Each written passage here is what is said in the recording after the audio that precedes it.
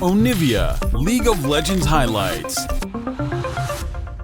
This will be the Swain that you were thinking of instead. Yeah, I like that he like hovers the self-counter pick and then he's like, maybe I'll just do the good pick instead. And so he decided to go with the Swain. I like that one a lot more. So difficult to kill.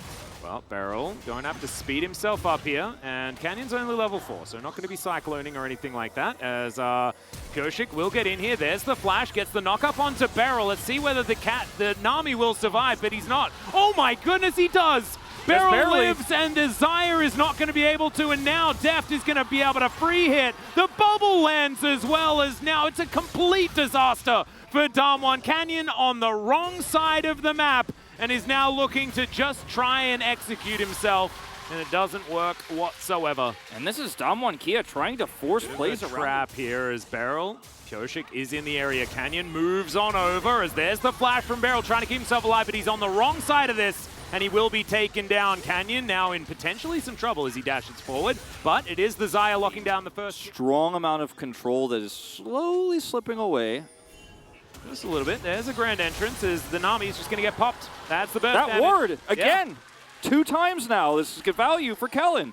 And they had a bunch of friends that he didn't really want to make as the decoy comes through. That's a phenomenal never move here from Zeka, who demonically ascends. Showmaker does have his ultimate. He's going to wait as long as possible before he uses it here, as the plates did go over to Deft, as we saw on the bottom side. And there is the kill under Showmaker. I mean, DRX really just barely made it on time with those plates, as it crashed like 2 seconds before. And then the flash forward from Zeka there to get the never move was absolutely necessary to be able to secure this. They even get the kill onto Showmaker now. More potential. Lissandra did go Ludens, so Showmaker is going to have so maybe actually more damage.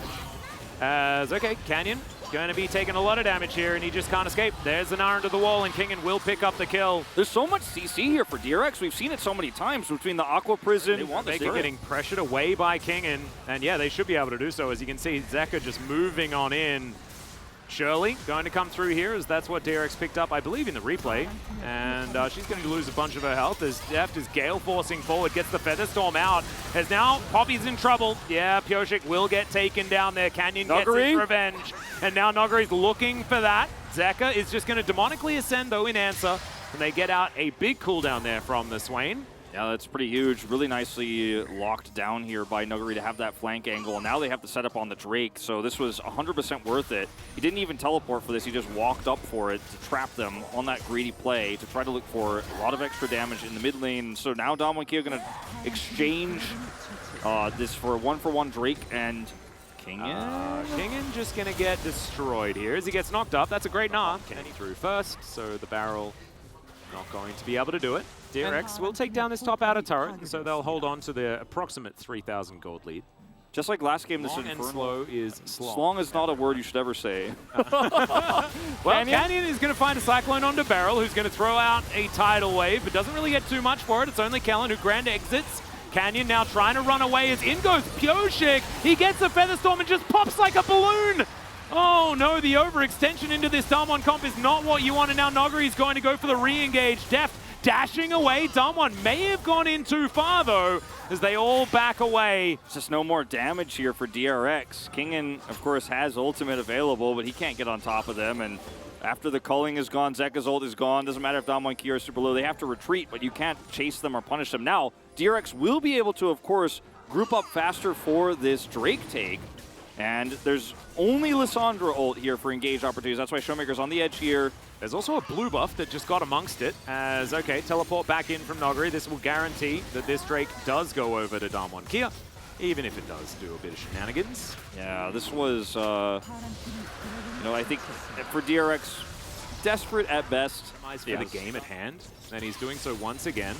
As Pioshik is going to find a heroic charge onto Nogari, and the Aqua Prison's there as well.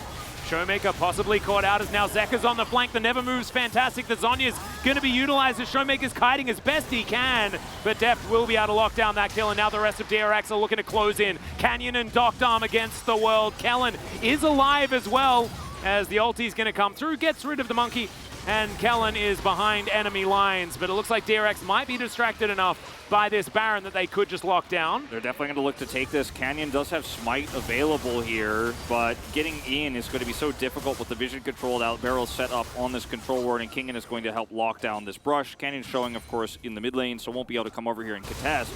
Feels like this game is coming down to who makes the fewest errors. Like, all of the opportunities that either of these teams have had have just been based on unforced positional problems in the mid lane here.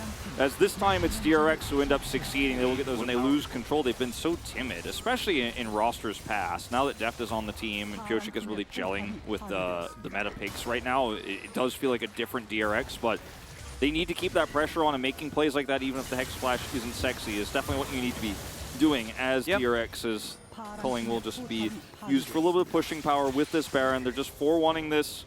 It's okay because DRX used to be known as the sexy team. They did. It was a thing. Yeah, that was a meme. It was a meme in the past. So even if the Hex Splash isn't sexy, the team's still sexy. Showmaker going to take way too much damage here from Zeka. Canyon as well, trying to escape from this one, and DRX really starting to hit some critical mass here. As they break the inhibitor turret in the mid lane, Pyosik just minding this siege minion that's getting to work on the inhibitor turret bottom side. There's inhibitor one goes inhibitor. down. Yeah, DRX really pressing forward with this Baron. 3.5k the power play thus far, but still a minute to go on this one. Gotta be careful about overextending here though. Cask is up, Canyon does have Cyclone. DRX need to really think about leaving as this wave fades away, and so does King and Znarbar, of course. He's level 16 here, and if he has it, it's a great fight for them, but without it, I think, and no minions here, you're gonna be losing quite a bit of time on this Baron buff. I think the turn is pretty strong here for Damwon Kia. Control wards are now just going to be eaten up here. There's the never move. Connects as the Blade Caller comes through. Tidal Wave just to zone them away from this turret. There's the knockback on the Xayah. The Blade Caller goes about 4 trillion miles, but it doesn't matter. They're just trying to break open this space, and they'll succeed. 2 inhibitors down for DRX.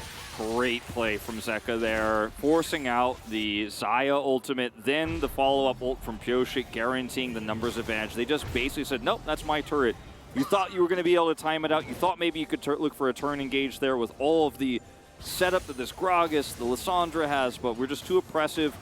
And they pull the trigger first, and that's what this game has been about. Like you said, I think you identified that so well earlier. Just whoever takes the first move, Live Sandbox. Yeah, it's nutty. As Live Sandbox are going to be playing later today, let's see what they're going to be able to do up against Harmalife Esports to demonstrate that maybe they are a team that should be vying for 3rd place. As Kingen playing aggressively into Nogri, the fadeaway boomerang is beautiful. As the vision of Empire is getting scarier and scarier. For the next objective, it's so far away. And this is, okay, hold on. All right, that is a great pickoff as the Gnar is just obliterated. There is no longer a tidal wave either for this defensive play. As Damwon Kia now outside of their base. Canyon is just going to get smashed by Deft. This is the wall plate and Randuin's for King, and he can close the gap so quickly when he has that Gnar bar. And it's so difficult to kill. Well, Pyosik now with the steadfast presence looking to lock down Nogri, but that's a great quickness. Ulti comes through from the Poppy, double stopwatches here as well as Zeka keeping himself alive. Showmaker off on the backside, he'll just get knocked up. The chain CC's beautiful. Kellen also going down so low, and now the flash. The Blade Caller, he's trying to stay alive. Dump's doing as much work as he can. Deft is already dead in this fight also, and that is so much consistency. This is the best one they were pretty much ever going to get. Well, Nogri's now going to get teleported on, but he finds the body slam. He's looking to turn it. Zeka's going to have to flash. Oh my god, he's lucky. He's got so much money, Wolf. As Damwon Kia are going to lose their top laner, and that was almost a beautiful play. It was so close to being so sick, but Zeka is just so survivable here, and this is going to be the Baron going over to DRX. Deft is respawned and alive now, and Damwon Kia, their inhibitors are respawned, but how long will they survive with a Baron barreling down on them? 15 seconds for this Infernal means Damwon Kia can't even trade objectives right now. They're going to try to at least get the setup. Moving down now towards this bottom side. Doctom is just massive. We have to reiterate that.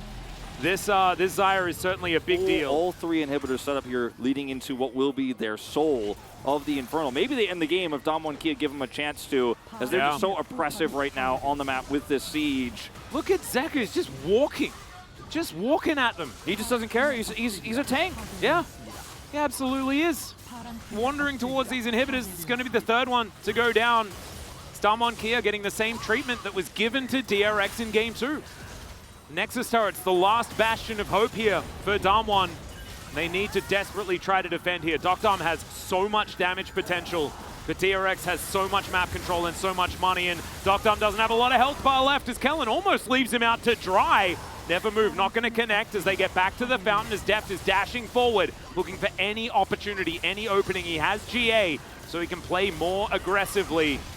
And now Canyon, can he find the angle? Can he find the Cyclones? Yeah, what this is all going to be about is where is that turn down one key? You only got one more chance. Yeah, there it is. Helicopter. Oh my god, the steadfast presence, and they move Zeka right in amongst the team. It's exactly where he wants to be. The knock-up is going to be there, and Zeka survives for approximately forever. It's a double kill for Beryl somehow, as the Nexus will go down, and DRX will take down Damwon Kia for the first time in 2 years.